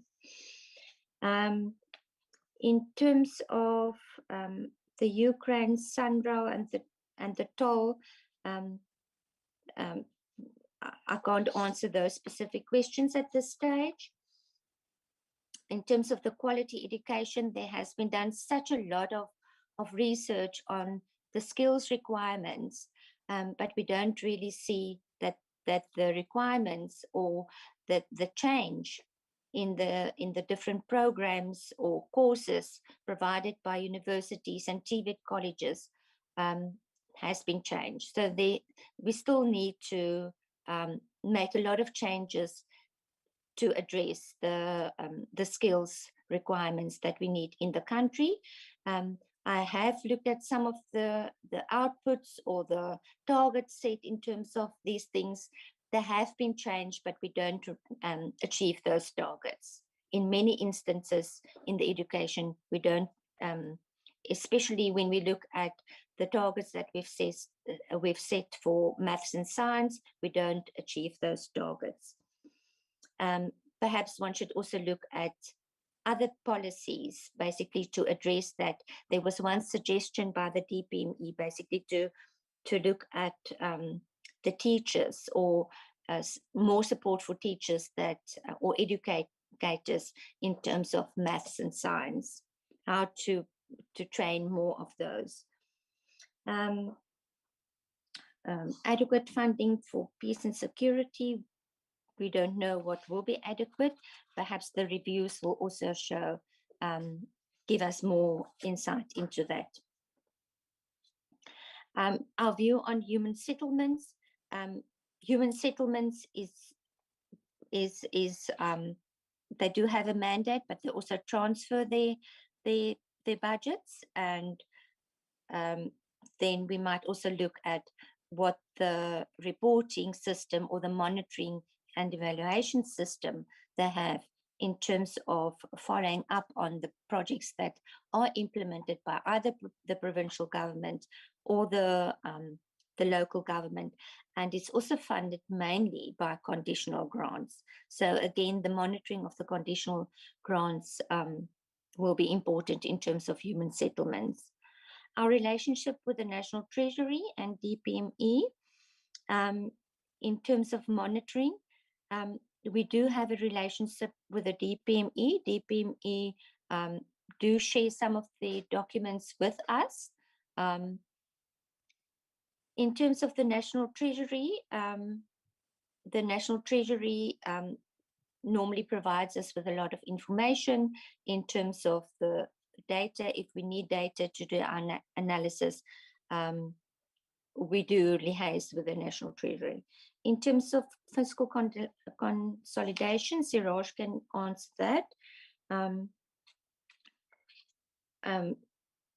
We don't have a view on procurement. There are a lot of procurement policies, and that is also the mandate of the National Treasury in terms of those policies and changing and monitoring those policies. Honorable Buthelezi, in terms of the problems, is it money? Is it something else? I think it's a combination. It's definitely not always money. There are other technical issues and yes, and capacity issues in government. And again, we can refer to the reviews, and I think the reviews will also reveal some of those issues, whether it's what the problems are, whether it's money, inefficiencies, capacity, or whether it is just in terms of not setting the correct outputs, but slow change in terms of if you realize these outputs does not achieve the outcomes that you really want, to make the changes. Because we see the outputs in APPs basically stays the same. We add outputs regularly in terms of medium-term strategic framework, in terms of priorities that has been set by the president, and then how we fund those priorities, but we don't see those outputs within APPs. So if it's not in the APP, there's no reporting on it within the normal or the standard system that National Treasury and DPME provides for reporting, monitoring and evaluation. Why we exclude Parliament? Parliament has got their own Financial Management Act, the FMPPLA. So they don't provide the National Treasury with a chapter to include in the ENE. So we don't have the breakdown per program and per economic classification in the ENE. It's also not presented in the Appropriations Bill. The FMPPLA actually provides for the Parliament to produce their own Appropriations Bill, but we haven't seen that Appropriations Bill tabled or referred to the Appropriations Committee. So we do not have that information in terms of the main divisions or the economic classification at this stage of Parliament.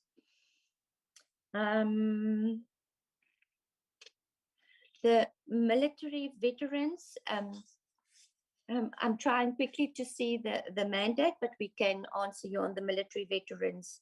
But what I do know that I've seen, they really do use a lot of consultants or contractors in terms of the goods and services, and that might be the reason for the higher goods and services budget. But we can do a short analysis on the budget, and we can provide the committee with that information. So I will stop there, members, and then I'll hand over to Siraj, and then Siraj can hand over to our other colleagues that can answer the remainder of the questions. Okay, thank you, Honorable Chair. Thank you, Nelia. I hope you can hear me clearly. Yes, I think there were some really deep and fundamental issues raised by honorable members, quite a few of them. And I think I've been trying to, instead of going through them one by one, looking for the themes. And I think one of the things that that has come out both from Honorable Matafa and Honorable Peters' questions, and I think it's also to some extent implicit in what Honorable Kaiso was asking, was about, is expenditure adequate? And linked to that, the question that Honorable Matafa asked about government reducing expenditure. And I think as we get into appropriations and we look at the amounts being allocated and where they're being allocated, I think the point that Nelia made is a very good one in terms of looking at how the NDP and MTF are sort of aligned. And the budget is aligned to that, but also in terms of the different function groups and whether they can play that role. But there's also the bigger issue, which I think is what honorable members were getting to, is that, we're seeing more and more need, and we're seeing in across all the different functions, this concern about cutting expenditure and more and more need, and not being able to meet those needs. And I think linked to that is the question about, what Honorable Buthelezi was asking was, is this a money problem or is it something else? And I think people often point to capacity. And so the question about, I think, the financing and the capacity are important there. So I think maybe the first point I would like to make regarding those is that, we talk, there's been a lot of talk about zero-based budgeting and starting from scratch. And I think that, the PBO has shared our views on that. But I think that when we start thinking through things like zero-based budgeting, we shouldn't talk about that without thinking through then starting from scratch and looking at what the needs are and how much is being allocated. We've been working from year to year and increasing things incrementally and trying to shift things around. There was an effort to increase the number of people working in the state and building state capacity to deliver, and also to, at the time, in the periods shortly after the global financial crisis, when government was starting to look at the move to fiscal consolidation, there was also a recognition that we would start losing nurses and teachers and doctors unless we adjusted their salaries.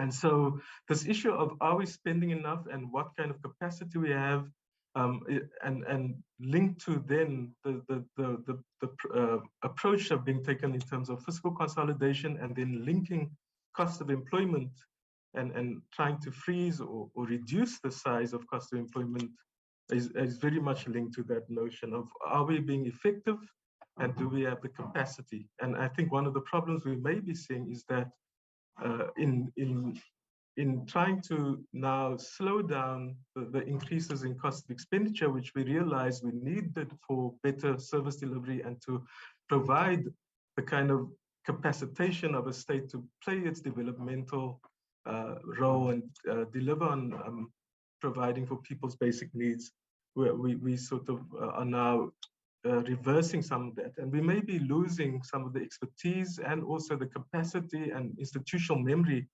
of the increases during that time.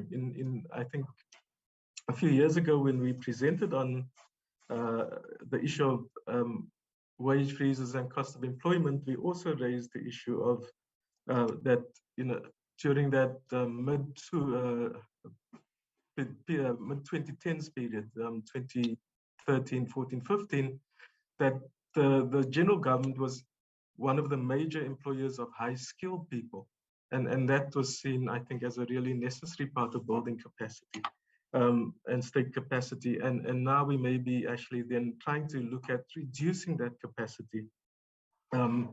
And so, and within highly skilled and skilled employment, so I'm talking about as one of the major employers in the country, we may then end up seeing lots of those skills and the private sector not necessarily picking up that skills because of the lack of adequate levels of investment and growth in employment within the private sector, notwithstanding sort of the areas where they mention lack of skills. So there are serious issues, I think, here within that process. And so it raises, I think, for me, really important issues about what the impacts of fiscal consolidation has been and the ability to spend enough. And that brings us to the question of, in things like we spoke about the problems with infrastructure, maintenance, the SOEs, etc. And I think one of the problems with cutting expenditure and fiscal consolidation is that we then we inadequately maintain, we inadequately spend on providing basic services. I think it was Honorable Peter spoke about education and housing, the impacts that have on people's resilience to pandemics and also to things like the floods and other natural disasters then becomes lower. And so to some extent, maybe we can think of that inadequate expenditure as sort of a contingent liability in the sense that later we're going to have to spend more because more people will get sick, there'll be bigger disasters, and we'll have to rebuild, and we'll have to, people will lose jobs, the economy will decline, but government will have to keep trying to meet those needs. And so I think there is, in my view, a real need to rethink our approach, how much we're spending, and what that means in terms of how we finance it, and how much debt the country should be taking on, rather than in terms of trying to say we're chasing certain debt to GDP targets and fiscal deficit targets and trying to achieve surpluses within 2 or 3 years, but to look at the needs, what not meeting those needs are, and the costs that we may incur later. So I just to come back to the question of Honorable Buthelezi, is it a money issue? Is it another issue? And I think when it comes to state capacity, cost of employment, and the public sector expertise and ability to deliver, those two are integrally related. And then again, related to that is what we're not doing in terms of building capacity, maintaining, building new capital equipment, etc. And this argument that there's a trade-off between cost of employment and capital expenditure, infrastructure development, paying social grants, I think we really need to rethink seriously, because we actually need the state capacity, we need the expertise within government, we need more numbers to be able to provide that. And I think it was Honorable Matafa who asked the question about, how do we compare in terms of cost of employment with other countries? And I think in general, South Africa sort of falls in the middle and probably below, but we really need to look at the different needs and the fact that South Africa is a developing country where there are huge needs in terms of development, providing increased and improved and deeper quality of basic services of health, education, employment. And so we need to actually have more of that capacity within the state and to build that capacity in the state to be able to deliver them. We also need to spend money on fixing problems, because we might say, you know, there's a lot of wasteful expenditure, there's lots of corruption, there's a possibility of state capture. But I mean, as we saw with the Zondo Commission and the cost of having that kind of commission to say, well, we now want to clean up our house, we actually have to spend a lot of money to get to that point where we can say, this is how we're going to deal with those who have been corrupt, those who have facilitated state capture. And then we're going to see more money needed on charging, prosecuting, and also the cost of hopefully detaining some of those people. So there are all kinds of costs in that, and I don't think we're adequately taking that into account, because we're chasing certain kinds of targets, which are which actually shouldn't be the final target. The final target should be, I think, as Honorable Buthelezi was talking about, was reducing unemployment, poverty, and inequality. And just to reinforce that point, that inequality is a major constraint on the ability of a country to develop, to grow, and we see it impacting negatively on all kinds of aspects of our lives, in terms of health, in terms of crime levels, in terms of people destroying state infrastructure and facilities to be able to sell, you know, scrap metals and other things. And also in terms of just protests and expressing their unhappiness because they feel they're not being heard. So, so I think, yeah, the huge number of issues that I think, as we thinking about how much money we're appropriating, the broader issue of the fiscal framework is coming more clearly into view there. I'm going to move from this point. I've still got a lot to say about it, but I think I've taken a lot of time and I've given my general opinion on that. Just on the issue of the Ukraine and how that will impact on the South African economy. Now, the South African economy has become more and more integrated into the global economy. And so levels of growth within the global economy, when it's affected by a kind of fairly large shock like what's happening in Ukraine, does impact on the South African economy, both in demand for the goods we export, and in some of those goods, we're actually seeing the prices are higher, but as was correctly said by the PBO, and I think also by Honorable Buthelezi, we're not actually seeing the ability to benefit from those price increases. I'll come to that point in a second when it comes to the mining industry. But I think what we're seeing is that the biggest side of the shock is in terms of food prices and in terms of fuel prices. Now, what we're seeing in commodity markets generally is, because of increased financialization of the global economy, there's a bigger alignment with the price of food and other commodities and the movements in financial markets.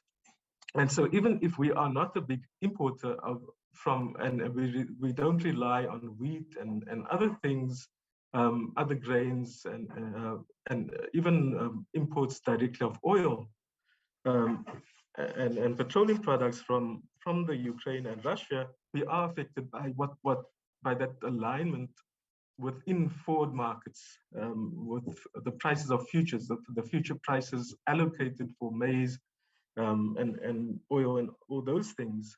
And so we do see that putting an upward pressure on the South Africa's costs as well. The link to that are the input prices are increasing. So things like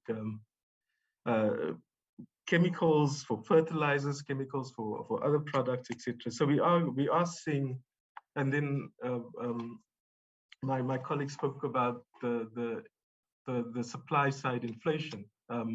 So we because of things linked to the disruption of value chains, the movement of goods, etc. And we're seeing all that. And to some extent, those had become bad because of the pandemic and the impact the pandemic has had on different countries' abilities to produce and to transport things. We're seeing that playing out again in China, and China basically closing down a city like Shanghai, which is a hugely important economy in itself, and provider of exported products into the world.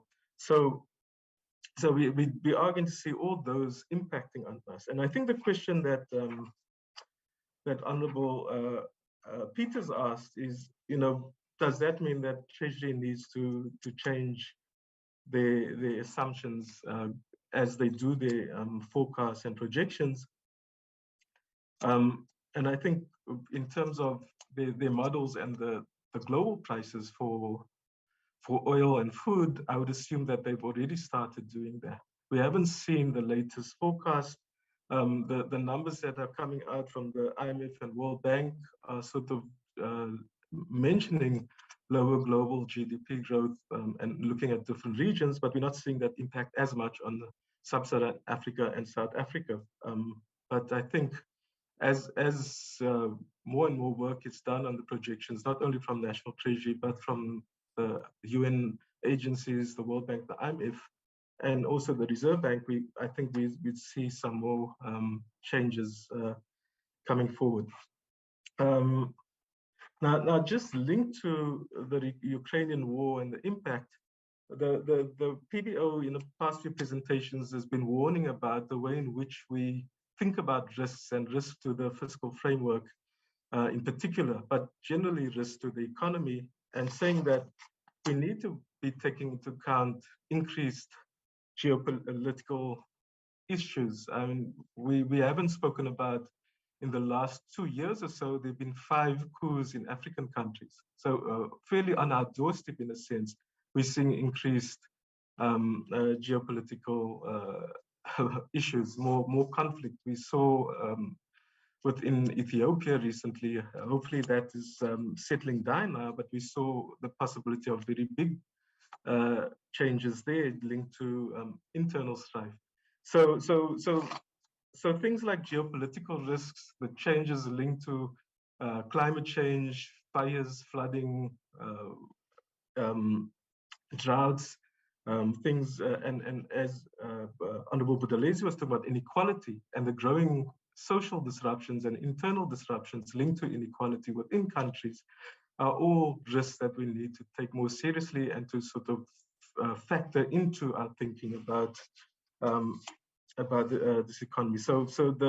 I mean, we're seeing all this confluence of factors. We're seeing increasing numbers of geopolitical events, climate change events, things linked to inequality, growth in far-right groups and their impacts, etc., around the world. And so when thinking through what the fiscal framework is and the risks to that, I think it's important to do that. The last issue I want to touch on is, I think there's also Honorable Buthelezi who asked about SOEs and infrastructure, the IPPs and the PPPs. The general point I want to make about that is that there's this idea across developing countries, and I think it's coming very much from the influence of the research of organizations like the OECD, the IMF, and the World Bank, is to see the delivery of services and the growth in infrastructure development, especially social infrastructure development, linked to that as a financing issue, and and to basically say that, especially with COVID, but even before COVID, to say that governments don't have the fiscal space. And I think this brings us back to this issue about thinking through what governments spend, how much contingent liabilities they take on, because the approach that's being taken is that the private sector now needs to step in because they have the finance and they can do those projects or finance projects, and we can use PPPs, etc. But I think one of the problems with that is that it brings in more and more financing global financial markets, securitization of debt, and this process of financialization, where we basically securitize debt and the debt is then bought on in different markets. And the problem with that is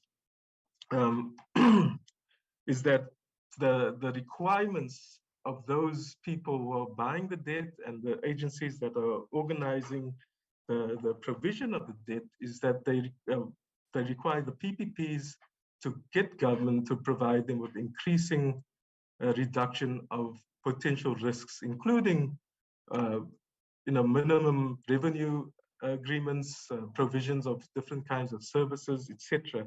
And so even though the state is not having to take a lot of that expenditure on budget, and that seen as the private sector contributing and the state being able to leverage infrastructure investment by sort of providing that kind of facilitation process, we do risk putting more and more of the costs and the future costs linked to the kind of reducing the risk for the private sector, especially those in the financial markets who are going to be buying and trading the developing country debt for infrastructure from and also the shares of the PPP companies. We're taking on more and more risks that we will face in the future. And there's been quite a bit of work done on that. And we're seeing in developed countries less reliance, especially now as they're increasing government expenditure and responding to COVID and trying to stimulate the economies through infrastructure spending. There's I think a pressure on them to do fewer PPPs, even though PPPs are still a big part of the programs. In there, I don't know if my colleague Chipo wants to come in next. Thank you. Thank you very much, Dr. Suraj, Chairperson, honorable members. I think, Dr. Suraj did touch largely on the questions around the Russia-Ukraine, but there was just one other question as it relates to the question of why are we not taking advantage of the community boom. And I think Dr. Suraj just touched briefly on some of the challenges in the mining sector, but a huge part of it also has to do, as I mentioned, with the severe problems that we're seeing in the transport network infrastructure, specifically as it relates to the inefficiencies in Transnet's export rail lines, as well as port facilities.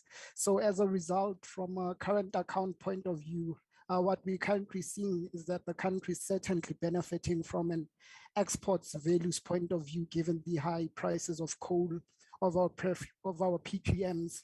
And on the other side, we seem to be foregoing the export volumes given our limited freight rail constraints.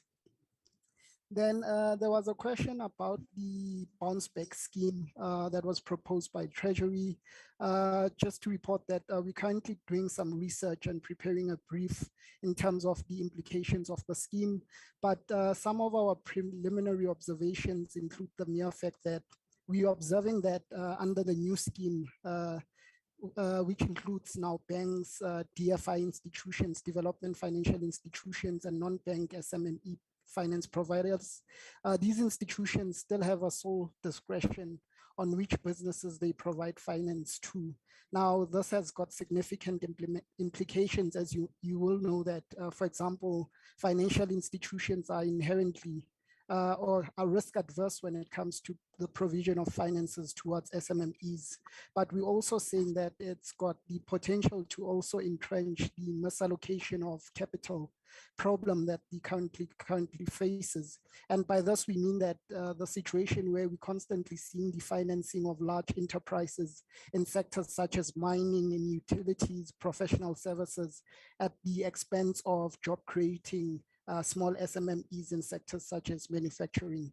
And I think if the latest investment summit proposals are anything to go by, those still show what the appetite or how investors are still allocating their money towards the South African economy.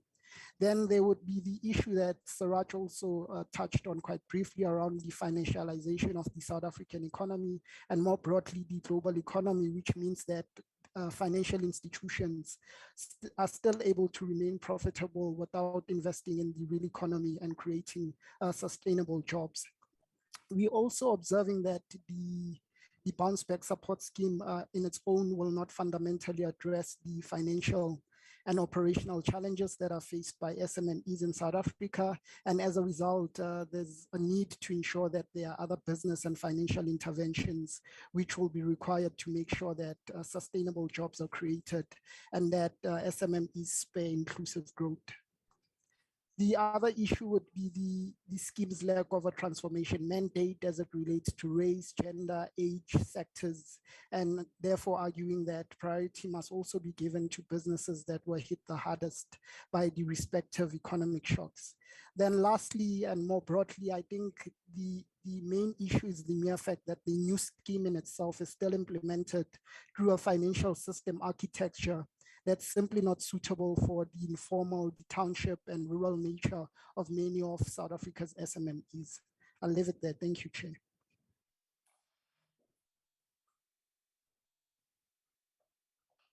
If I may, I think there were some questions left for me. So just to briefly talk about the issue of the payment of service providers, I think what the AGSA has really highlighted, and then it's great that this committee has been highlighting this issue, has said that some improvement has been made, but what is ultimately needed is an acceleration of the implementation to resolve these issues. And so one of the things that they highlight is that it needs to be at the top of the agenda for various government entities to ensure that there's full-scale implementation and accelerated at that, not just the implementation. I think critical to this issue of the inability to pay creditors on time is this financial pressure question, which links back to the broader questions of, is it enough money? Is it not? And what, and so forth.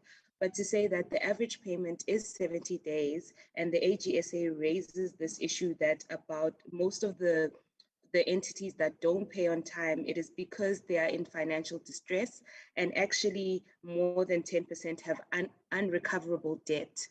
So we're looking at entities that are really struggling and don't have the money. And so we have to have a broader question about what happens in those cases, because clearly the financial distress is leading to delayed payments, which is impacting the businesses, which is then impacting those people who work for those businesses. And so the whole ecosystem of it is something to be taken seriously. I just wanted to add as well to what Suraj spoke about earlier, to say, some of the questions about health, which we've all discussed, and there were some questions raised about health. We've noted that infant mortality, for example, is regressing.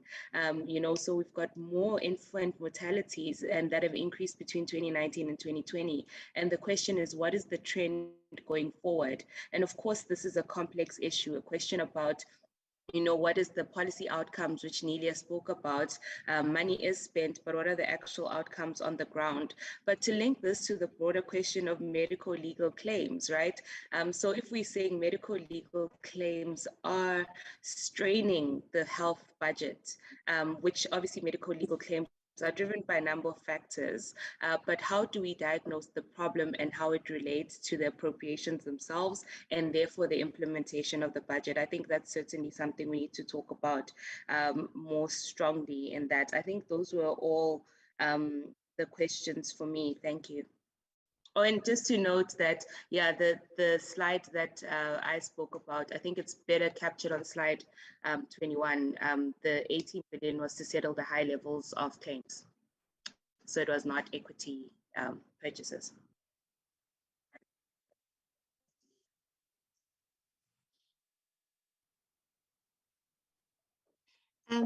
Thank you, colleagues and Honorable Buthelezi.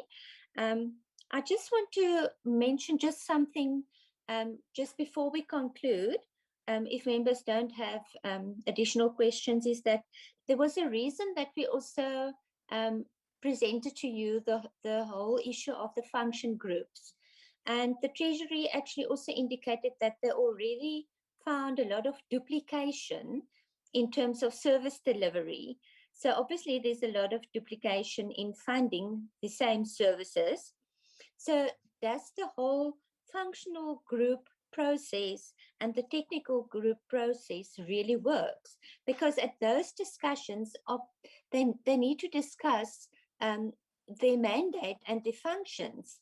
And if there is a duplication, then departments or the executives, they must give and take and realize where they duplicate and which services we need to stop and where we need to create new outputs or services if there is duplication.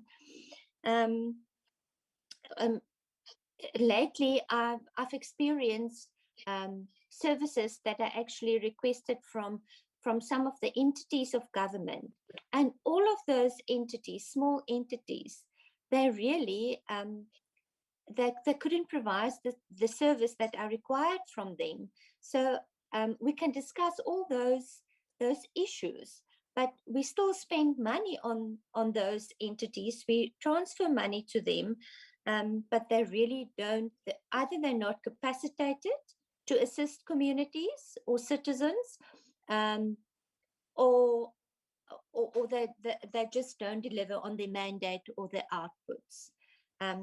And that is just in conclusion. So I think we are done with our feedback. Thank you, Honorable Buthelezi. Thank you, Dr. Olani and your team. Obviously, there are other things that need to have further investigation.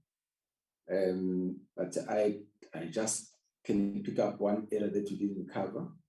I used the net as an example, where I was saying, do you think that is an optimal way of dealing with this institution just by financing the debt that is due without ensuring that the following year they are not going to come back to us again with another debt which is maturing? Remember that question was to take it. But as you take that question, I used them as an example, but I'm sure it's applying in other SOEs. Number two, Dr. Seraj, the way that we finance our debt, do you think is the most cost-effective one, or are there other examples somewhere where the debt is being dealt with at a more cost-effective way? Okay, Dr. Olani.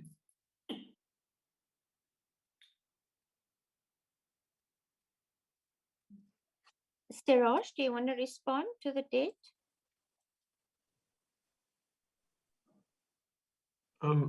Yeah, I think that's a question that we are going to have to do some research on and get back to the committee, possibly in writing. So yeah, I apologize. I feel that we don't have enough information at this point to answer that question. Thanks. No, that was definitely an ambush, and I thought it is an error that you might have looked into, but that's fine. But it's a really important question, and we will look into it, Honourable Chair. The question of the way in which we finance our debt and is it cost efficient, I think this is one of the big questions that we're seeing in the discussion around the world in public finance, and it's been a question that especially with the growth in the use of quantitative easing in developed countries, and then the increasing use of it in 2020 by some developing countries, it has come on the agenda. And I mean, there's I think the period is a bit short, especially for developing countries, to look at, you know, whether developing countries are more able to use and impact on the interest rates that they pay through getting financing from the central banks, and the central banks playing a larger role through measures like quantitative easing. And I think that is an area that in South Africa, the government and the central bank have treated as a kind of boogeyman type of issue, and they worry that by just even raising it, it may cause problems within the markets in terms of views of credibility. But I think it's a really important issue that has to be investigated and maybe researched and discussed within the society. So I think there's So the other side of that is that if we aren't going to consider that, then we have to basically look at possibly increasing borrowing from cheaper sources like the IMF, the World Bank, and others. Then we also get into the areas of what does that mean? And with the IMF loan, people said, well, there are no conditions attached to that. But you actually see a change in the way in which the IMF is lending money to countries, and that the structural adjustment has to be done by countries before they actually qualify to borrow. And so in a sense, South Africa's, through self-imposing certain conditions on ourselves, including the way in which we approach fiscal policy, we now qualify for those loans. The issue then is that if we want to choose to change our approach to fiscal policy, the way in which we borrow, whether we use options like quantitative easing and other things in the future, we are bound into that, and we become more reliant on institutions like the IMF, which is something I think that since the 1980s, South Africa, in Africa, we've been really concerned about. And I think overall, the approach taken by, in terms of theoretically, by institutions like the IMF and World Bank hasn't changed that much in terms of what structural adjustment means. So we have to think about that carefully.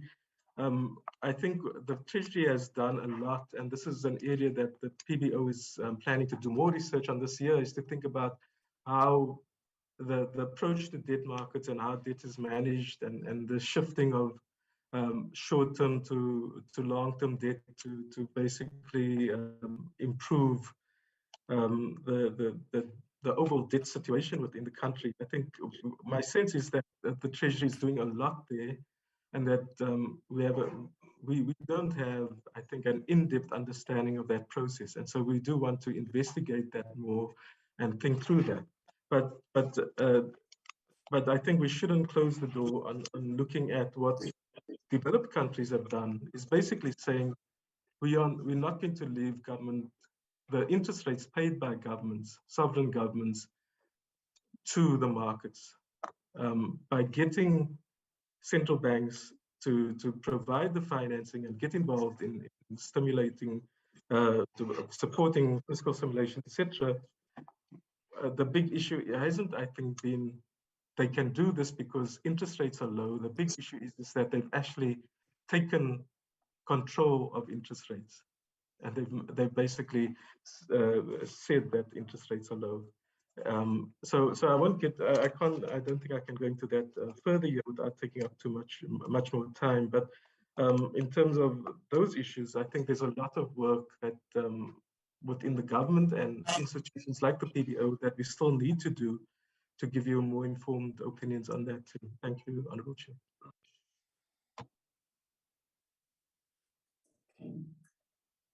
Thank you. Yeah, I think let's come to the close of this part of our presentation. Safe to say, Dr. Seraj, one thing that I haven't heard when we talk about the advantage of lower interest rates coming from the Bretton Woods institutions is that we have not been very firm as far as the exchange rate risks which are associated with that. And even when I hear National Treasury, they don't talk much about that, which is especially with our very volatile exchange rate. But that's fine, as you are saying, it's an area which needs further research. But thank you very much, Dr. Olani and Dr. Seraji and the whole team for the presentation. Honorable members, thank you very much. Darren, can we go to the next agenda item? Are there any announcements coming from your side? Chairperson, no announcements from my side. The notice for next week will be distributed in due course. Okay. Thank you very much, honorable members. Our support staff, Contingent, Swiss, Musanodiolo, are you all in? Hayi, sikhona chairperson. Fanele ngicheck kanti sisodwa. But Hayi. Sikhona sihlalo. Okay, good. All members, once again, thank you very much. Our meeting is adjourned. Thank you. Thank you, Chair. Thank you, Chair. Thank you. Thank you. Thank you, Chair. Thank you, all members. Ibo.